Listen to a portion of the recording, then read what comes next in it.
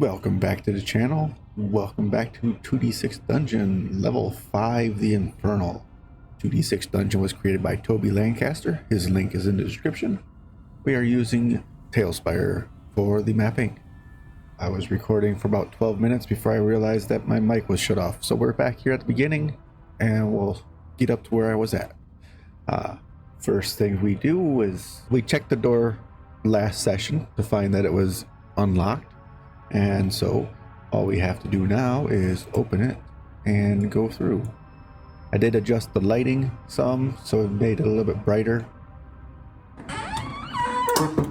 All that was in the previous video before my mic was off. Passing through the doorway, we enter into a short 1x2 hallway. And passing through the archway there, we enter into a room with 3 doors. This is a heated chamber. There is a large circular brazier here. The embers are still warm. It needs some kindling to be relit. If I relight it, I get to roll a d6 to see if a patrol comes or if I find some meat to eat, which I don't really have anything to light it with at the moment.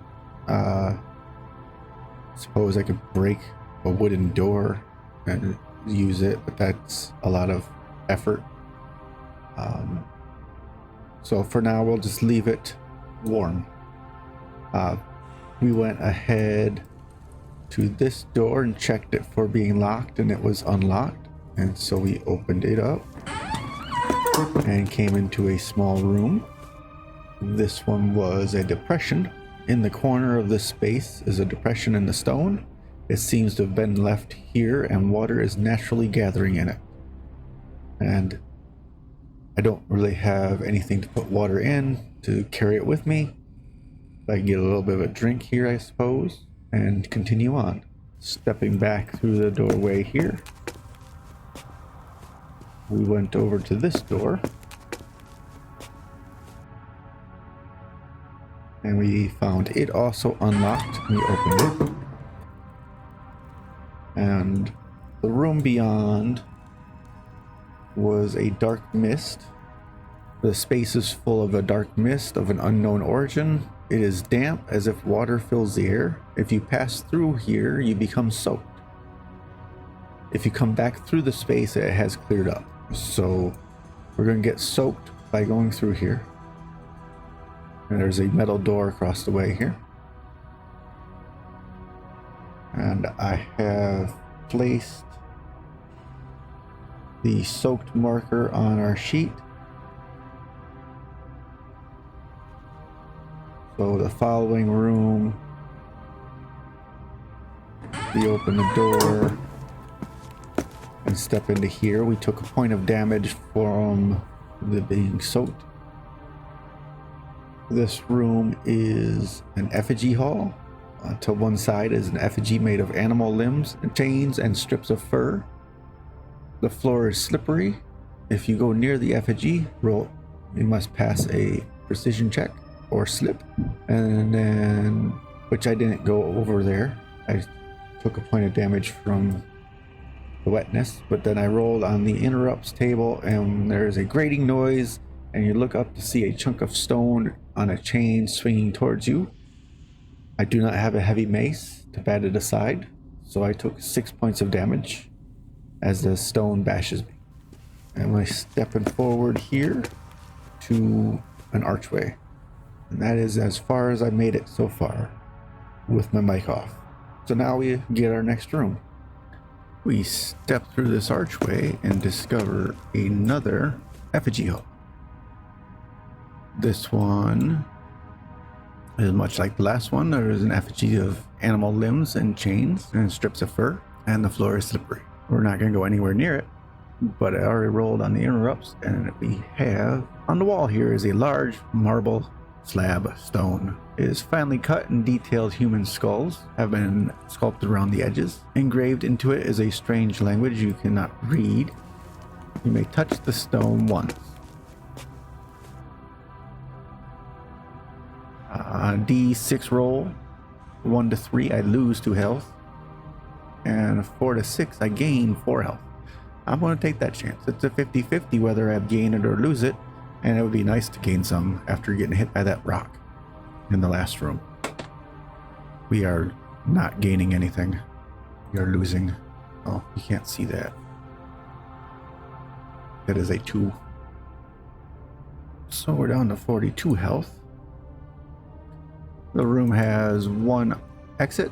That is an archway. We will head over to that and see our next room. All right, before we pass through this archway, I just remembered that I didn't take my 1 health for being soaked. So we are at 41 health instead of 42. So we take care of that.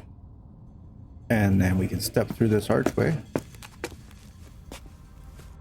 And what we find is a room, wooden doors. There is an arcane workshop. There is a number of desks and workbenches in the space. Symbols have been carved into them. Bent over one is a gray anchorite. You must fight. There are some items. Roll on the 3 tables there listed. So let's get anchorite. Although the gray anchorite do many of the chores in the infernal levels, they are also aspirational and have a wild fever, but they lack the talent to progress and will often remain in the gray. Their maneuvers are a bright flash, doing D3 damage with a 3-2, and a quick punch, doing D3 plus 1 with a 6-5. They have 13 health. Their interrupt is a wild dodge on primary 1s and 6s, -2 damage, so that would be our heavy slash would suffer a -2. Start of combat round 1. It's our turn. And we'll start off with a swing. We have a 3-1. We have 3 shifts. With 3-1, we can use 1 shift to change the 1 to a 2, create a swooping spin. Dealing, that is a 4. Our first hit deals 8 points of damage to him, bringing him to 5 health. Over to the Great Anchorite's turn. I was going to swing, punch at us with the double 6. We get a prime attack roll off of them. They cast a screen of sparks that wash across you, stinging as they touch your skin. Lose 1d6 plus 1 extra point.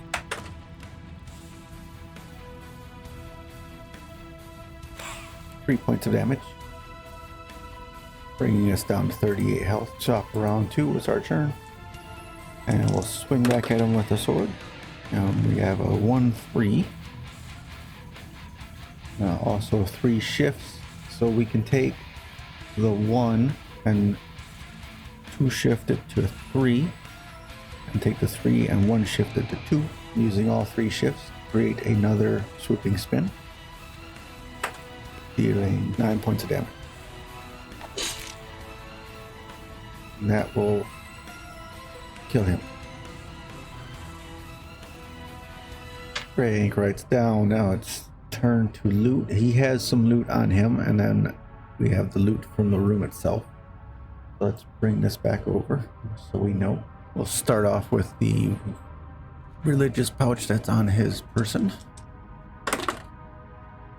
That is a 7. Inside the pouch are some acorns which have been carved with small tree symbols. Had some of those before. Those are kind of holy items that we can trade in. That's last time it just says some, so we're gonna roll determine. We got 2 acorns. Next we have a roll on each of these tables. We'll go first with the worship items 1. Now we have a black feather, which we have a couple already. So we'll just add another black feather there. On 2 of these items 2. A 4, a vial of ash. What are we going to use a vial of ash for? Don't know, but we'll save it anyway. And then for our scroll. Now, One thing with our scrolls, I was noting, we do have 2 mental whip scrolls, which probably should take up 2 scroll spots, and we can only carry 3 scrolls. So we might be leaving a scroll behind here. It is a number 3, Scroll of Flaming Weapon. I don't know what that does, but I like the sound of it. So I think we're going to drop our Scroll of Balance and hold on to the Scroll of Flaming Weapon. Or we could just use it immediately. Because we could cast that on ourselves and then have a Flaming Weapon our next combat. And then it would go out after combat. I kind of like that. So let's just use the scroll right now.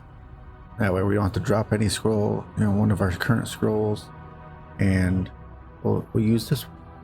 In order to cast this spell, we roll 2d6 just like we have been. Now we need a double. And we're able to use our discipline to shift it, which we're up to a discipline of 3. And then that double, the double ones, it doesn't matter if we hit a double 1, it fails. And if we fail, there is a failure table to roll on, which I'll look that up if necessary, but we're looking for doubles, and we have 3 shifts. We got double 3s, no need to worry. So we're going to activate Flaming Weapon for our next combat. We'll put that there. Ready to go. We get 60 experience points as well. So we'll put that on our sheet. Let's hide our mob though. We don't need him out here anymore. 3,349 plus 60 is 3,409. All right. This room had 1 exit. Oh, 2 exits. 2 doors. So let's check this one for being locked. It is unlocked. We'll pass through this doorway. Get it open here. Enter into a corridor that has 2 exits, both archways. We'll continue straight to this way. Save this archway for another day. We enter into a room here. As a vein chamber. There's a tall glass case here that has a door with a silver handle. Veins of silver run through the glass. If you enter, I get to roll, and I can either result as either heal or a piece of armor becomes enchanted. I like the sound of either of those options, so we're going to open the door and enter in. And close the door. Now let's see what we got. Oh, I only have to roll 1. We'll go with the red one. That's my primary dice. 4. Therefore, 1 piece of armor becomes enchanted. Roll on the enchantment table. Alrighty, we roll 2d6. Feel a surge of power and watch as 1 piece of armor is enchanted. We get to decide which one. Let's decide which one before I roll. I think it's going to be the breastplate. Primary 6 and secondary 1. Breastplate.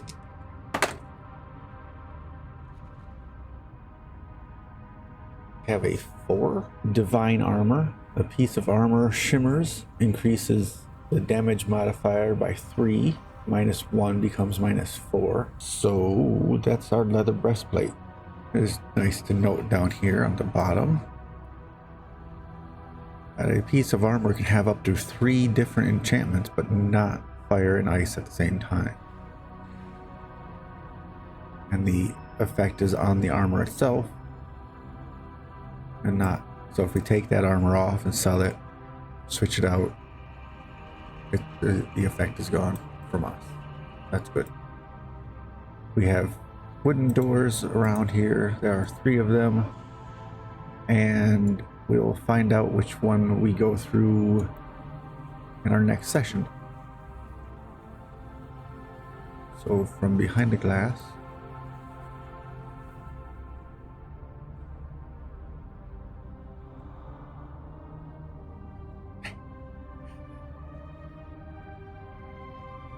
We'll save it right there.